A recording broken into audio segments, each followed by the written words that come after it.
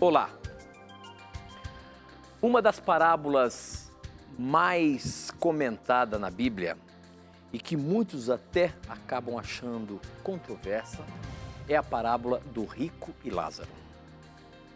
Ali muitos acreditam que Jesus está contando aquela história e que de fato é real. Com isso, conseguimos, quem sabe, comprovar a imortalidade da alma ou a doutrina do inferno e do céu. Afinal de contas, o que de fato essa parábola pode nos ensinar? O que Jesus de fato queria ensinar com esta parábola? Esta e outras questões você vai acompanhar agora, pois está no ar, Na Mira da Verdade.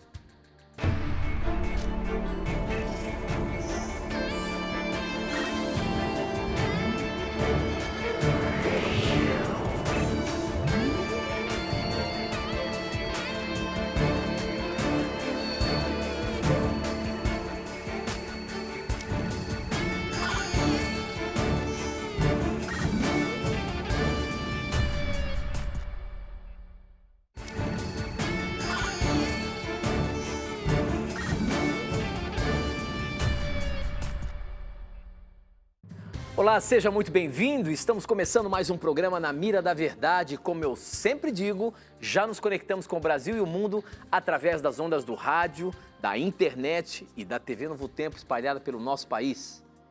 Onde quer que você esteja, sinta-se abraçado pelo programa. Você já sabe, esse programa Na Mira da Verdade é um programa onde nós estudamos a Bíblia aqui. As perguntas que são feitas por você, telespectador, são respondidas à luz da palavra de Deus. E quem está na mira para responder de acordo com a Bíblia é ele, professor Leandro Quadros. E aí, professor, tudo bem? Tudo bem, Tito. Graças a Deus estamos aqui mais uma vez com os nossos telespectadores, ouvintes. Prazer ter a companhia de todos e a você que assiste pela primeira vez. Seja muito bem-vindo, muito bem-vindo ao programa Na Mira da Verdade, que é um programa de respostas a dúvidas bíblicas e nós estamos aqui esperando as suas perguntas, porque as suas perguntas são a razão de o programa acontecer. Então, se você tem uma dúvida bíblica, religiosa, algo que você crê que pode ajudar no seu crescimento espiritual, envie para nós, estamos aqui esperando. O Tito será esse intermediário entre a sua pergunta e a palavra de Deus. Muito bem, e eu sempre digo, não tenha preconceitos, pergunte o que você quiser. Você é muito bem-vindo aqui. A gente não cansa de agradecer a audiência dos nossos irmãos da Igreja Católica, os nossos irmãos da Igreja Presbiteriana, Batista, Metodista, das igrejas pentecostais de um modo geral, que estão sempre acompanhando aqui, da Igreja Assembleia de Deus, da Igreja Quadrangular, da Igreja Universal. Todos são muito bem-vindos. A você que é espírita, você que é agnóstico, você que é ateu, se você quer saber o que nós acreditamos, o que nós apresentamos sobre a Palavra de Deus, e se você tem alguma indagação, alguma coisa que você realmente não acredita, mas você quer saber a resposta, manda pra gente. Diga, fala assim, olha, eu realmente sou ateu, eu não acredito no que vocês pregam, eu queria saber como é que a Bíblia fala tal, sei lá, alguma coisa. Porque isso, com certeza, pode ajudar a compreender ou entender qual é a nossa compreensão, baseando-se na Bíblia, e também ajuda aos nossos telespectadores a compreender, de fato, que a Bíblia tem a nos ensinar. Por isso, a sua ajuda é muito bem-vinda. Participe com a gente, mande as suas dúvidas, mande as suas perguntas, mande os seus questionamentos, tá bom? Nós abrimos o programa falando sobre uma parábola. Essa é uma parábola que sempre ela é reincidente ao nosso programa desde o início do programa. E volta e meia, as dúvidas são pertinentes. Será que a história está sendo contada aqui de algo real, sim ou não? E é essa questão que nós vamos colocar na mira agora. Professor Leandro Quadros, a parábola de Lucas 16, rico e Lázaro. O que de fato Jesus queria contar com essa parábola? E o que ele está dizendo é algo real? Diga pra gente, meu amigo. Veja, mesmo que vários intérpretes digam que o relato é literal, né, e que não é necessariamente uma parábola, na verdade o relato é sim uma parábola. Nós podemos definir isso quando analisamos os detalhes do relato. Antes, só para o nosso telespectador ter noção do que nós estamos falando, aqui em Lucas 16, 19 a 31, Cristo conta a história de um rico e de um mendigo. Em vida, este rico menosprezava este mendigo. E aí aconteceu que aos dois morrerem, um foi para o Hades, um lugar de tormento, e outro foi para o seio de Abraão.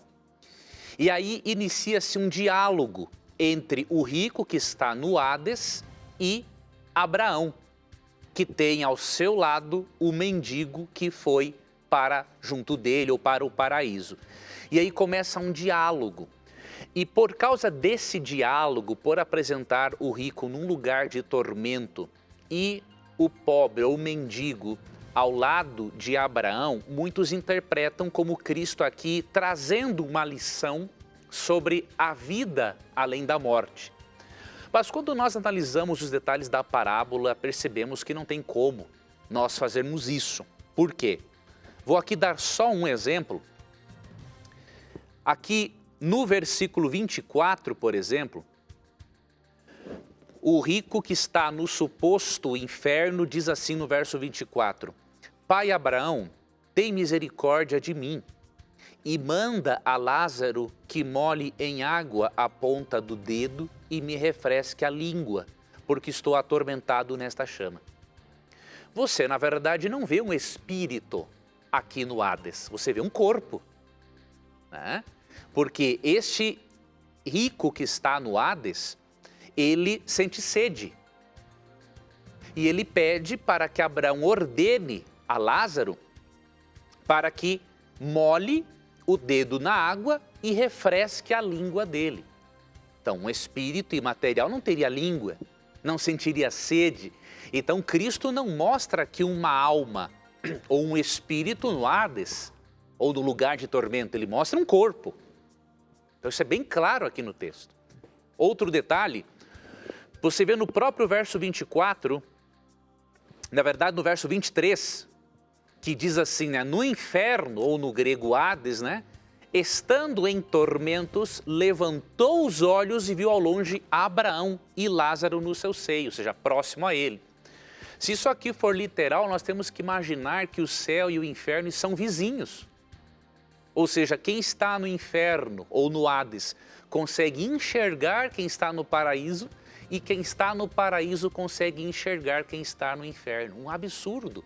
É impossível uma vida feliz pela eternidade, o céu e o inferno sendo vizinhos ao ponto de os justos poderem ver familiares, parentes queimando-se, atormentados por toda a eternidade. Então, se você pegar esse relato como literal, você tem que pegar todos os detalhes como sendo literais também. Então, o próprio fato de Cristo contar esses detalhes, ele já quer sugerir para nós que não é uma história literal. E existia nos dias de Cristo uma história corrente entre os judeus, já influenciados pela cultura grega, pelo helenismo, não todos, mas alguns, já tinha uma crença popular na existência de um lugar de tormento e de um paraíso que seria o seio de Abraão, para onde as pessoas iriam. Cristo só se aproveita de uma história do cotidiano para ensinar uma lição moral. E qual é a lição moral? A lição moral nós podemos perceber especialmente a partir aqui do verso 27. Aqui nós já podemos perceber a lição moral. Cristo conta a história, usa uma parábola com base na crença popular daqueles dias entre as pessoas, porque Cristo alcançava as pessoas onde elas estavam, né? E aí ele conta esta fábula, esta parábola, para ensinar o que está aqui dos versos 27 ao 31. Então replicou o indivíduo que estava no inferno ou no Hades, né? Pai, eu te imploro que o mandes à minha casa paterna, que envie Lázaro, né? Porque tenho 5 irmãos, para que lhes dê testemunho, a fim de não virem também para este lugar de tormento. Respondeu Abraão, eles têm Moisés e os profetas. Ouçam-nos. Mas ele insistiu: não, pai Abraão. Se alguém dentre os mortos for ter com eles, arrepender-se-ão. Abraão, porém, lhe respondeu: se não ouvem a Moisés e aos profetas, tampouco se deixarão persuadir ou convencerem-se, ainda que ressuscite alguém dentre os mortos. Aqui está a lição da parábola. O objetivo não é falar da vida além, de uma consciência após a morte. O objetivo é ensinar o seguinte: que mesmo que alguém ressuscite dentre os mortos para dar um testemunho, isso não vai surtir tanto efeito quanto o Antigo Testamento. Se a pessoa quiser se salvar, encontrar a Cristo, o caminho da salvação, ela tem que aceitar o Antigo Testamento. Então esta é a lição que Cristo quer transmitir. Ele não quer falar nada sobre o que acontece no além, até porque, se você ler João 11, 11 a 14, quando Lázaro, amigo de Jesus, morreu, não este aqui, que Lázaro, amigo de Cristo, não era um mendigo, quando Lázaro realmente morreu, você percebe que Cristo disse que ele estava dormindo. Interessante que quando Cristo o ressuscita, Lázaro não tem informação nenhuma de como era o além. E por quê? Porque quando Cristo ressuscitou Lázaro, ele não disse assim: Lázaro, desce. Ele falou: Lázaro, sai para fora. Porque Lázaro estava na sepultura. Não estava no céu, não estava num lugar intermediário e em qualquer outro lugar que alguém pudesse imaginar. Ele estava na sepultura. Então tenha certeza, Cristo não cria na imortalidade da alma, até porque ele fez questão de, ao usar essa história popular, ele fez questão de mencionar um indivíduo com corpo estando no Hades, com língua, que sentia sede, até para Cristo não dar margem para a imortalidade da alma. A Bíblia não ensina também, e nesse texto vemos mais uma prova, a Bíblia não ensina que alguém vai para o lago de fogo ou para o céu em espírito. A Bíblia mostra nesse texto e também em Apocalipse 20, versos 7 a 10, entre outros textos, que a pessoa vai para o lago de fogo com o corpo e que os que estarão no céu também vão com o corpo. Prova disso é de que Enoque, Elias e Moisés, que foi ressuscitado, se encontram lá com o corpo. Então não existe salvação fora do corpo na Bíblia e por isso não se pode usar Lucas 16 como evidência da imortalidade da alma, porque não é uma alma que está aqui no Hades ou o inferno, é um corpo. O texto é muito claro a respeito disso. Muito bem, professor, muito bem. Estamos apenas começando. Para você participar, você pode mandar as suas perguntas através do nosso SMS. O número é 12 98151 0101. Você manda, a gente recebe aqui na hora. Ou pelas redes sociais, facebook.com/namiradaverdade.nt, Instagram, @namiradaverdade e também no blog novotempo.com/namiradaverdade, tá bom? Eu disse no começo do programa, não tenha preconceitos, pergunte o que você quiser. Nós vamos colocar a sua pergunta na mira. É o que eu vou fazer aqui agora. Nós estamos falando sobre imortalidade da alma. Veio já uma questão sobre a imortalidade do espírito, a imortalidade da alma. A questão aqui, quem mandou, deixa eu ver se tem um nome, tem sim. Ele fala aqui, e eu vou colocar do jeito que ele escreveu, tá bom, professor? Tudo bem. Na boa, veja só. Boa noite, me chamo Edivaldo, sou de Ribeirão Pires, São Paulo. Faço uma pergunta para o professor Sabe Tudo. Por que em Atos dos Apóstolos 7,59, quando Estevão estava morrendo, disse Senhor Jesus, recebe o meu espírito? Estranho que o Adventismo diz que o espírito é um fôlego.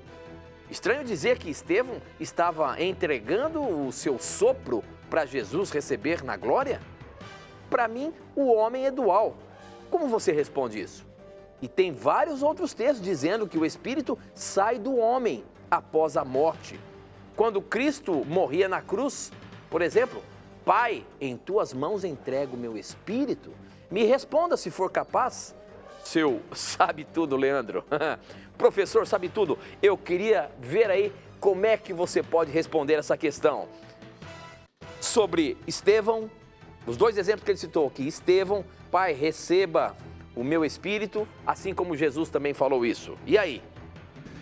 Veja, em primeiro lugar, qualquer pessoa que tiver a pretensão de saber tudo é uma pessoa extremamente arrogante. Isso não existe, né? A pessoa quanto mais lê, quanto mais estuda, né, mais ela percebe a sua ignorância, né? Então, quando você disse o sabe tudo, na verdade o telespectador não me conhece, né? Eu não sei nada, né? O pouco que eu sei, eu procuro apresentar aqui para aqueles que querem aprender e são sinceros. Nunca tive essa pretensão de saber tudo e nunca vou ter, né? Qualquer área do conhecimento humano, que seja uma, é infinito o conhecimento, né? Se pode, por exemplo, na área da teologia, há teses doutorais inteiras sobre 2 versículos da Bíblia. Então, meu amigo, não é assim que nós começamos, né, um diálogo para a troca de ideias ou para a aprendizagem, né, ou para o ensino da outra pessoa. Segundo ponto, Estevão realmente disse, Senhor Jesus, recebe o meu espírito. E Cristo também disse isso em Lucas, na verdade em Mateus capítulo 27. Entretanto, seria importante e é importante nós interpretarmos o termo espírito à luz do texto bíblico. Você disse, por exemplo, que nós ensinamos que o espírito é um fôlego. Não somos nós que ensinamos isso, é a Bíblia. Vamos para Eclesiastes capítulo 12, verso 7, para vermos o significado principal de espírito. Óbvio que há vários significados na Bíblia, mas não existe nenhum texto bíblico que ensine que o termo espírito se refere a uma entidade consciente que sobrevive fora do corpo, né? Eclesiastes capítulo 12, verso 7, diz assim: e o pó volte à terra, como era, e o espírito volte a Deus, que o deu. Aqui diz que por ocasião da morte, o corpo volta ao pó da terra e o espírito volta para Deus. O que é o espírito? Se você pensar que o espírito é uma entidade consciente fora do corpo, você vai ter um problema aqui. Porque aqui está dizendo que o espírito de todas as pessoas volta para Deus. Seja uma pessoa boa ou uma pessoa má. Se o espírito é uma entidade consciente que sobrevive fora do corpo, então até os maus vão para o céu. Vão ficar próximos a Deus. Seria um absurdo pensarmos isso. Veja que o texto não está dizendo o espírito dos justos volta para Deus. Não. O espírito de todas as pessoas volta para Deus, sejam pessoas boas ou más. Isso indica que espírito é o fôlego de vida, é o princípio vital que nos mantém vivos. É o que diz Gênesis 2,7, não é? Formou ao Senhor Deus ao homem do pó da terra e lhe soprou nas narinas o fôlego de vida, que é o espírito, ruach, ou nechamar no hebraico, e o homem se tornou alma vivente. Veja, Eclesiastes 12,7 faz menção a Gênesis 2,7. Gênesis 2,7 ensina que Deus reuniu o corpo formado do pó da terra e o fôlego de vida, o espírito, que Deus soprou. Então, não tem como interpretar de outra forma, né? Aqui a linguagem de Eclesiastes 12, verso 7, ela nos remonta a Gênesis 2,7. E Gênesis 2,7 não apresenta o espírito como uma entidade imaterial, apresenta o espírito como o fôlego de vida de Deus, que nos mantém vivos. Então a sua interpretação de espírito não é bíblica, né? Você está lendo realmente Atos 7, 54 a 56, você está lendo isso com os olhos dualísticos, ou seja, que divide a natureza em dois. Mas a Bíblia diz que é impossível dividir o ser humano em dois e ele permanecer vivo. Tanto que se você ler o próprio contexto de Atos 7, né? Quando Estevão entrega o seu espírito, a sua vida para Deus, o verso 60 diz assim, ó: então, ajoelhando-se, clamou em alta voz: Senhor, não lhes imputes este pecado. Com estas palavras, adormeceu. Então, esta palavra adormecer não tem como indicar uma consciência após a morte. Então, eu recomendo que o irmão continue se aprofundando no assunto e você vai perceber que será necessário sim o irmão ir mudando os seus conceitos. Ok, professor, muito bem, nós temos que ir para um intervalo rápido. Aproveitem o intervalo, formule a sua pergunta, manda pra gente. A gente volta já já.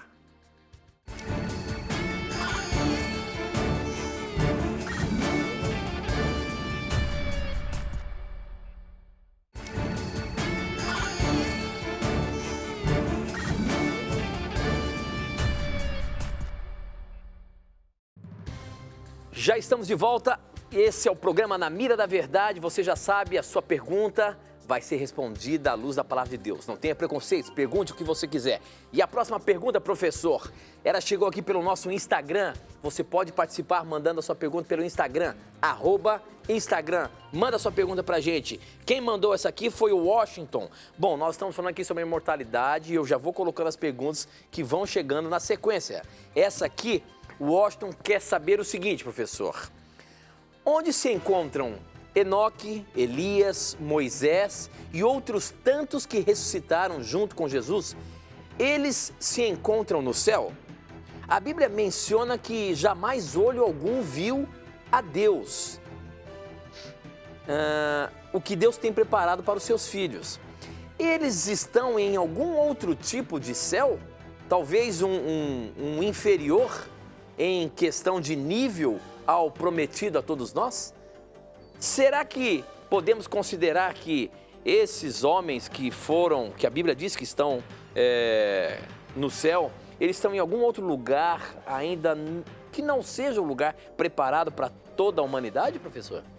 Não creio nisso, não vejo nenhuma razão na Bíblia para Deus, por exemplo, criar níveis, né, celestiais para os justos. Na verdade, isso é uma crença mórmon, né? Que existem níveis celestiais para os justos, mas a Bíblia não ensina isso.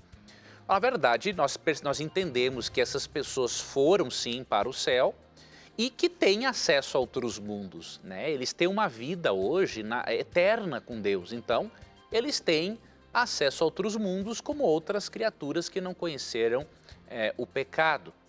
Agora, nós não podemos usar, por exemplo, 1 Timóteo 6, 17, que diz que ninguém jamais viu a Deus, e aplicar essas pessoas, né? Ninguém jamais viu a Deus. Os que estão aqui neste mundo, os pecadores que não foram transformados, glorificados, é óbvio que quem foi glorificado viu a Deus. Então, nós podemos afirmar biblicamente que eles viram a Deus. Sim. Eles veem a Deus, né? Eu não consigo imaginar um porquê, né? Eles foram para o céu e aí, vocês vão ficar no outro mundo agora porque vocês não podem ver Deus ainda. Não tem uma lógica nisso, né? Quem sabe a gente podia falar um pouquinho, mas por que eles foram para o céu, professora? Só para a gente contextualizar aqui o nosso telespectador. Tem características de cada um, não é isso?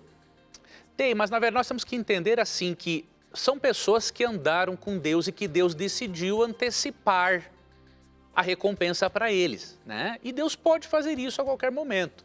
Gênesis 5:24 diz, e Enoque andou com Deus.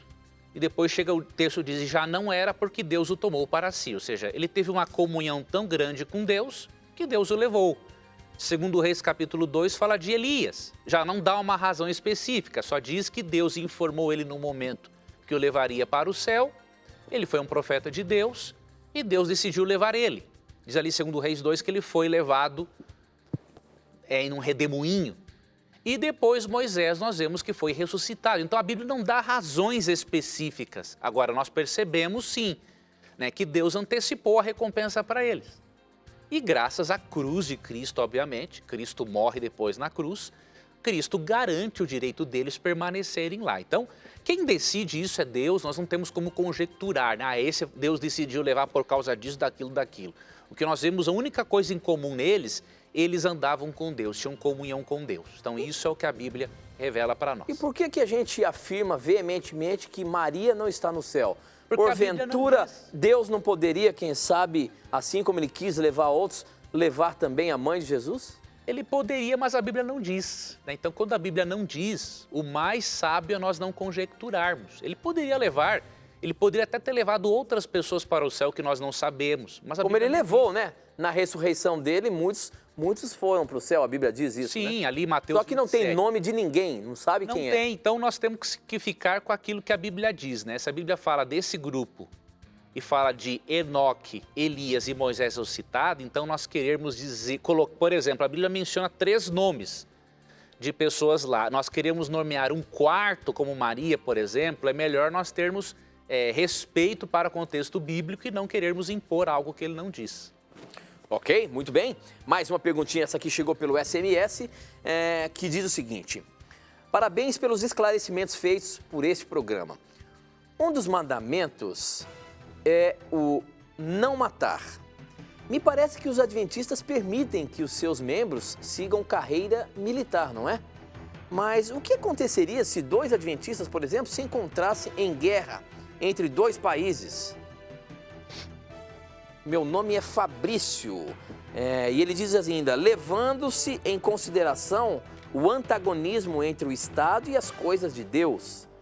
A questão é a seguinte, com relação ao não matar aí, realmente o cristão, aquele que guarda os mandamentos de Deus, não pode ser um militar, por exemplo, não pode ter uma profissão que está relacionada com a segurança pública, por exemplo? Veja, vou mostrar para o nosso telespectador que, na verdade, a Bíblia não ensina que o Estado é antagônico a Deus, né? Pessoas que governam, que fazem parte, podem ser, mas não necessariamente o Estado em si. Então, eu vou lhe mostrar isso. Antes, vamos ver sobre a profissão de militar. Pelo contrário, a Bíblia apoia a profissão. O que nós entendemos que a Bíblia não apoia e que nós também não apoiamos, por exemplo, é um cristão participar de uma guerra como combatente, tá? Então, quando um adventista do 7º dia tem que servir ao seu país numa guerra, ele vai como paramédico, como médico, mas não vai como combatente. Então, esse é o nosso ensinamento e é o que os adventistas praticantes o praticam. Tá? A guerra é uma outra história, né? O que movimenta a guerra é o egoísmo, não é simplesmente punir quem é culpado. A guerra pune, inclusive, quem é inocente. Então, nós não somos a favor da combatência em guerra. Tá?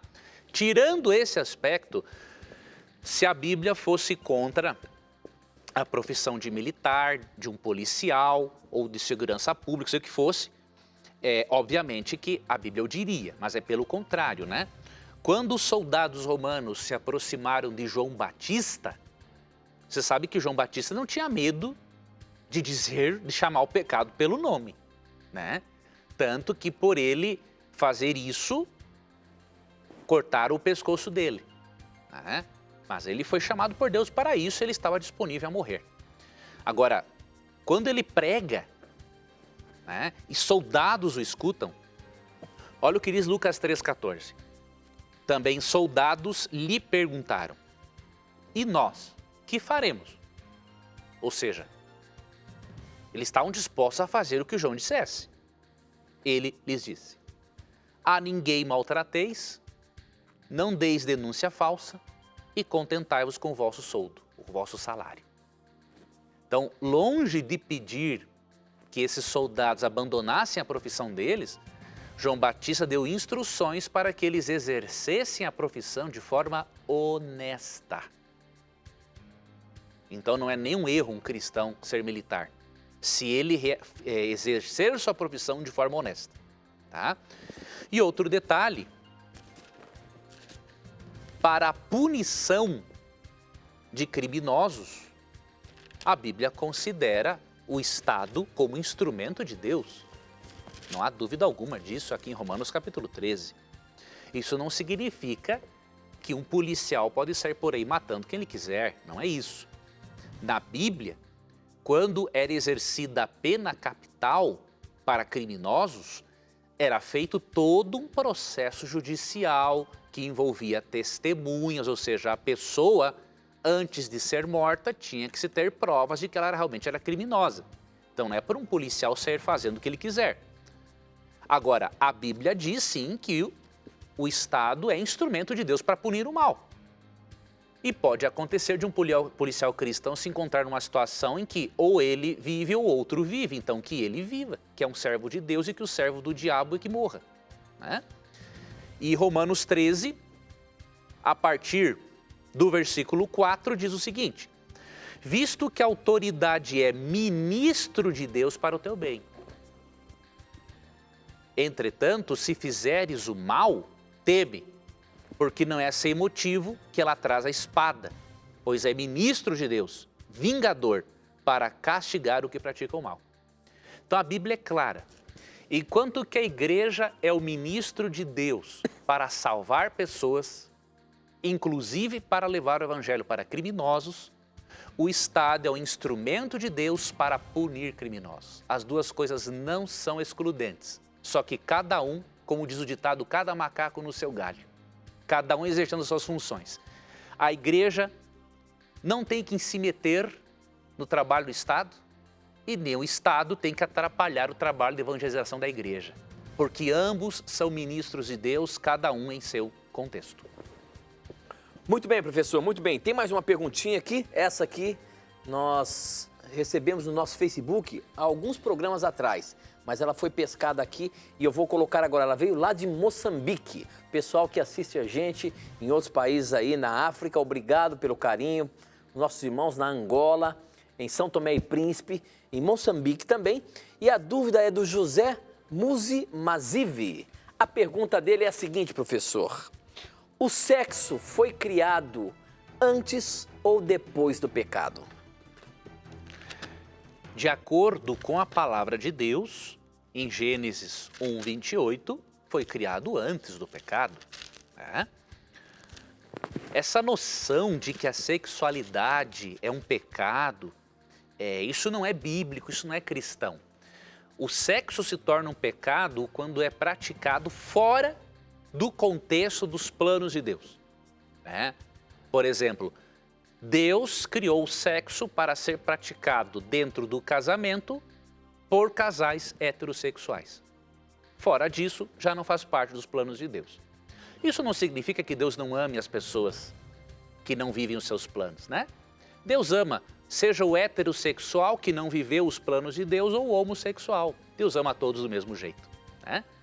Agora, dentro dos planos de Deus, o sexo é um presente de Deus. E o que diz Gênesis 1:28? Depois que Deus criou o ser humano, a sua imagem e semelhança, homem e mulher, Deus disse para o casal o seguinte, em Gênesis 1:28, sede fecundos, multiplicai-vos e enchei a terra. Então, como que eles iriam ser fecundos e multiplicar e encher a terra? Fazendo sexo, né? E você vai para o texto bíblico, uma outra coisa importante aqui destacar, há cristãos ainda, apesar de vivermos na era da informação, ainda há cristãos que pensam que o sexo foi criado originalmente só para a procriação. Isso não é verdade.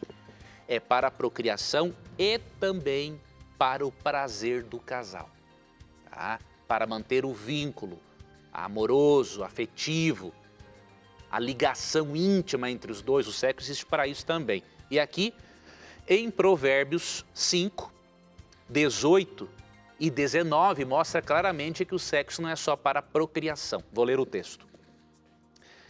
Seja bendito o teu manancial e alegra-te com a mulher da tua mocidade. Corça de amores e gazela graciosa, saciem-te os seus seios em todo o tempo. Ou seja, não é só na procriação. Sacie-se com seus seios só na procriação. Não, em todo o tempo. E embriaga-te sempre com as suas carícias.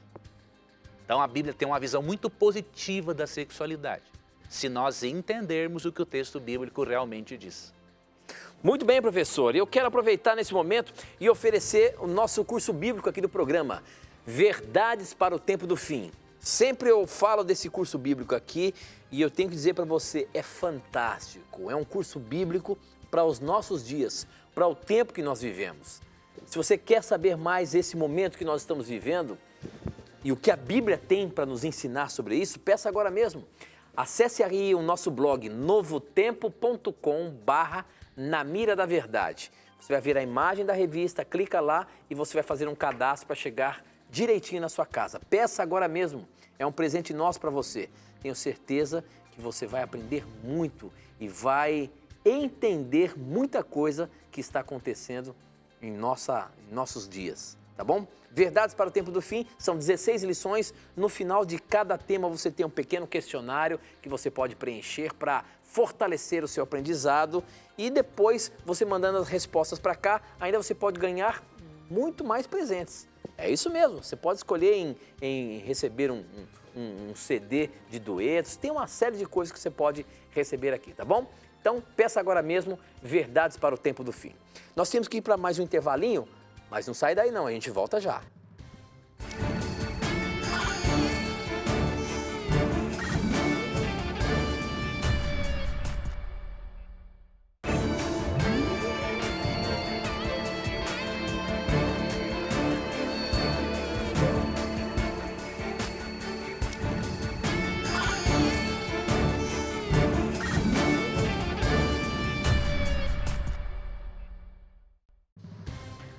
Já estamos de volta e você pode mandar as suas perguntas através do nosso SMS. O número é 12 981510101, eu recebo aqui.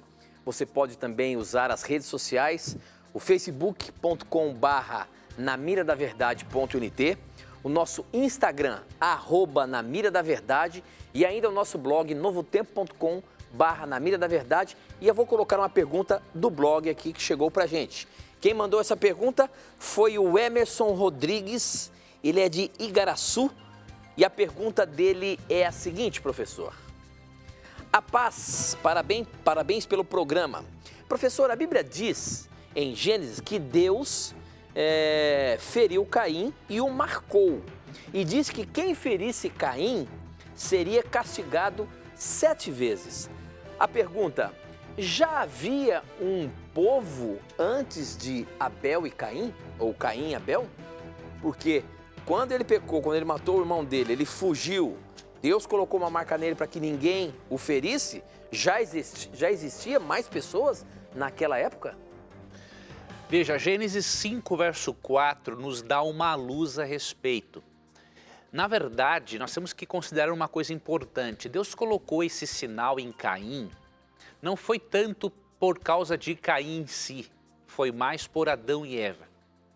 Imagine a dor de Adão e Eva. Perder um filho, porque o outro matou, um filho matou o outro, e aí teriam de perder um segundo, porque Caim sabia que ele merecia a morte. Deus considera a vida tão valiosa, né, que a destruição de alguém à imagem e semelhança de Deus requer a morte desse assassino. E Caim sabia disso. E Deus tinha que poupar Adão e Eva desse sofrimento duplo. E Caim sabia que um dos seus parentes, até mesmo os pais, poderia fazer isso, mas Deus queria poupar Adão e Eva dessa desgraça. Futuramente, ao nascerem irmãos, um deles poderia ser o vingador. Mas Deus fez com que isso não acontecesse. E aí você lê o texto bíblico. Deus coloca um sinal em Caim e Gênesis 5:4 diz, né, que depois que gerou a Sete, que foi o terceiro filho de Adão e Eva, né, ele se chamava Sete, diz o texto bíblico que Adão e Eva tiveram filhos e filhas. Então Caim sabia que por causa da gravidade do pecado dele, mais cedo ou mais tarde, um dos seus parentes poderia vingar o sangue de Abel. Mas Deus não permitiu isso. Mas, obviamente, para proteger Adão e Eva daquele sofrimento absurdo que já vinham enfrentando pela morte de Abel. Ao mesmo tempo, aconteceu algo interessante. A escritora Ellen White, no livro Patriarcas e Profetas, né, comenta algo de muito interessante, que Deus deixou Caim vivo até porque o universo, os anjos deveriam perceber, né, os resultados do caráter de Caim. E foi o que aconteceu. Você percebe que o dilúvio foi o resultado, né, da união indevida entre os descendentes do justo Sete com os descendentes, as descendentes ímpias de Caim. Então foi essa espécie de jugo desigual que corrompeu o mundo e o mundo precisou ser destruído no dilúvio. Então Deus permitiu que isso acontecesse até para que os seres celestiais percebessem a gravidade do pecado e o quanto Deus realmente deveria tomar uma atitude séria em exterminar aquela geração por causa da corrupção moral na qual eles se encontraram. Ok, professor, muito bem. A próxima pergunta aqui, vamos colocar do nosso Instagram. Quem mandou foi a Giane Moraes. A pergunta dela é a seguinte, professor. O que nos faz ter a certeza que a Bíblia foi inspirada por Deus para que o homem a escrevesse? E foi o homem que escreveu, sendo Deus que o inspirou? O que nos garante que a Bíblia foi inspirada? Que quem a escreveu foi inspirada por Deus, professor? Como é que a gente pode ter essa certeza? Se é que dá para ter essa certeza? Dá para ter e de sobra a certeza de que a Bíblia é um livro sobrenatural e foi inspirado por Deus, tá? Eu vou dar aqui algumas linhas de evidências, né, para você perceber que a Bíblia não é um livro comum, tá? Por exemplo, se você estudar Daniel capítulo 2, você vai ver que a Bíblia é um livro diferenciado, né, é um livro incomum. Por quê? Daniel escreveu ali aproximadamente no 6º século antes de Cristo, né, quando ali o Império Babilônico dominava.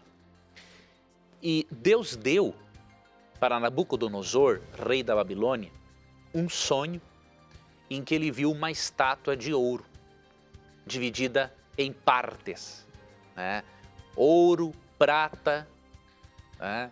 Bronze, ferro, e cada uma dessas partes representava um grande império mundial. E no próprio texto bíblico, você vê ali em Daniel capítulo 2, depois você vai para Daniel capítulo 7, que é o capítulo paralelo, capítulo 8, né?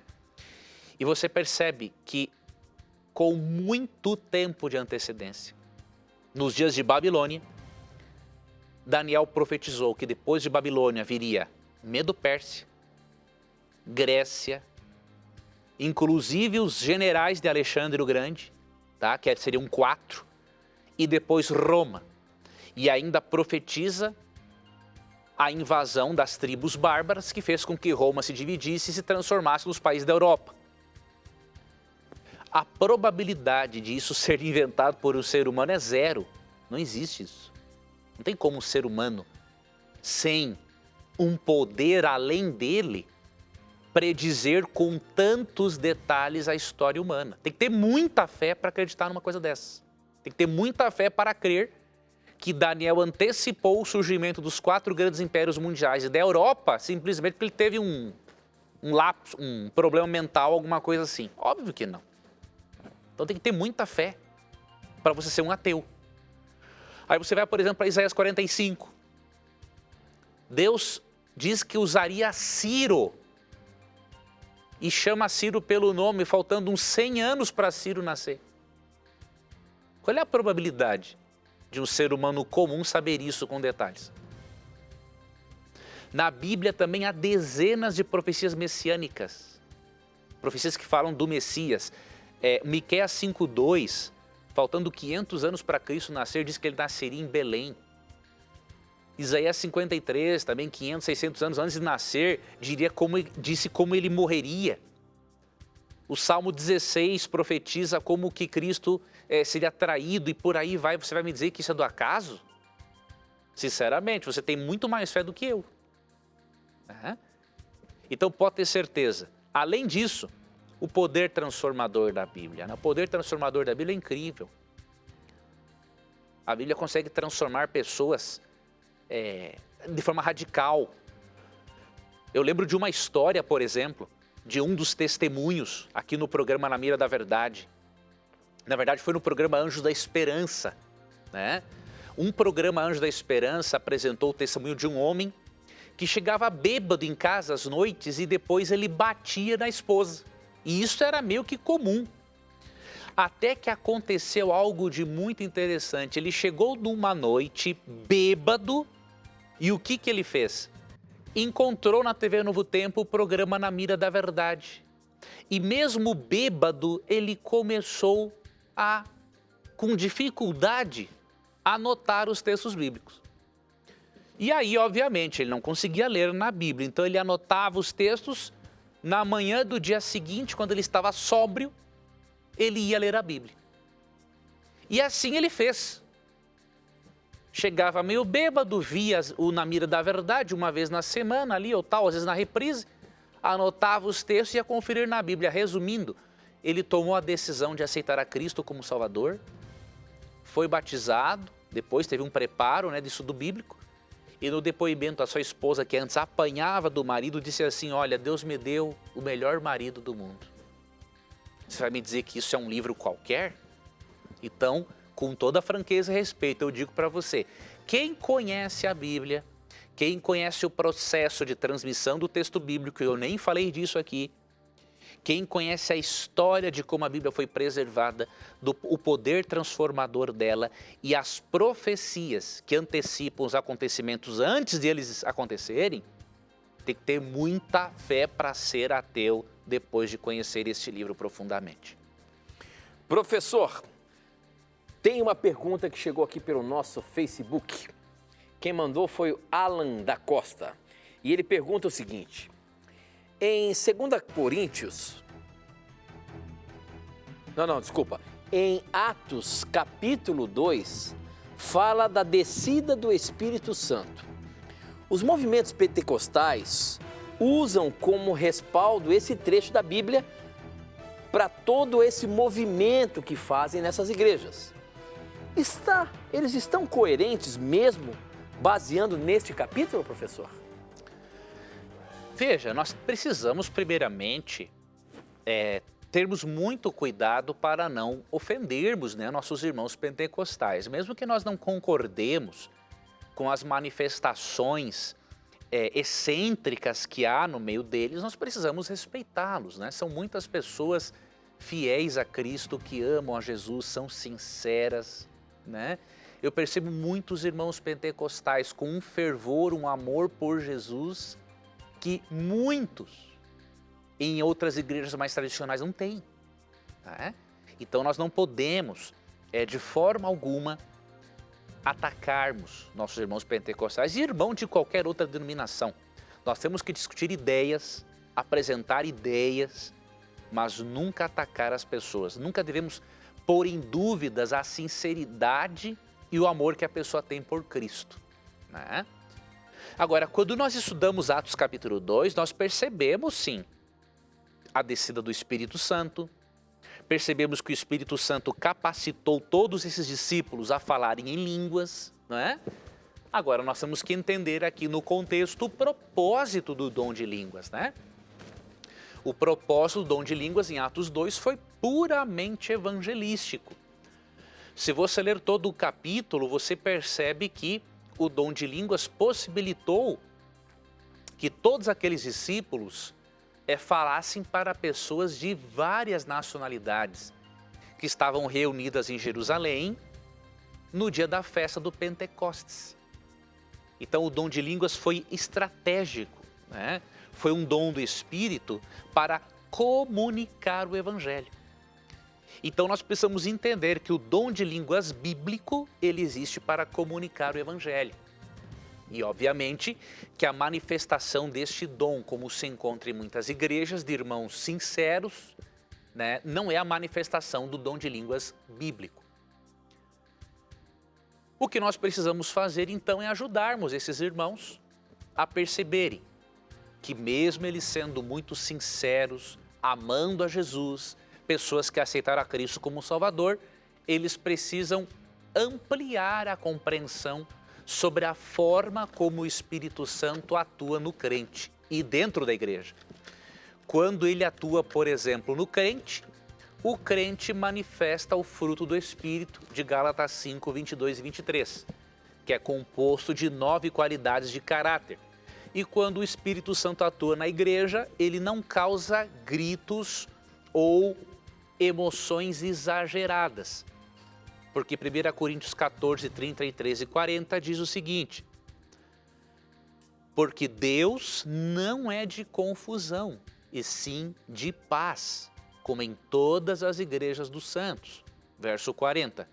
Tudo, porém, seja feito com decência e ordem. Paulo está aqui corrigindo um culto desorganizado, barulhento na igreja de Corinto. E essa mesma correção, com certeza, serve para muitas igrejas pentecostais que, na verdade, não estão permitindo que o Espírito Santo refreie certas emoções que estão fora do controle. Muito bem, professor, muito bem. Temos ainda muitas perguntas, teríamos muitas perguntas para responder aqui, mas o nosso tempo já não dá mais. Eu agradeço mais uma vez por você aí nos ajudar nas respostas bíblicas e a gente se encontra na semana que vem, se Deus quiser. Se Deus quiser, Tito, estaremos aqui novamente com o nosso telespectador. E obrigado a você que acompanhou na mira, que enviou a sua pergunta. Não fique triste se ela ainda não foi respondida, vai chegar a sua vez, não desista. E lembre-se que sempre que você tiver a coragem de perguntar, a Bíblia terá a coragem de lhe responder. Obrigado mais uma vez por você participar do programa, por você acompanhar, por você estar aí com a gente. Lembrando sempre aqui, sempre as suas dúvidas, os seus questionamentos estarão na mira da verdade. Até o nosso próximo encontro. Tchau.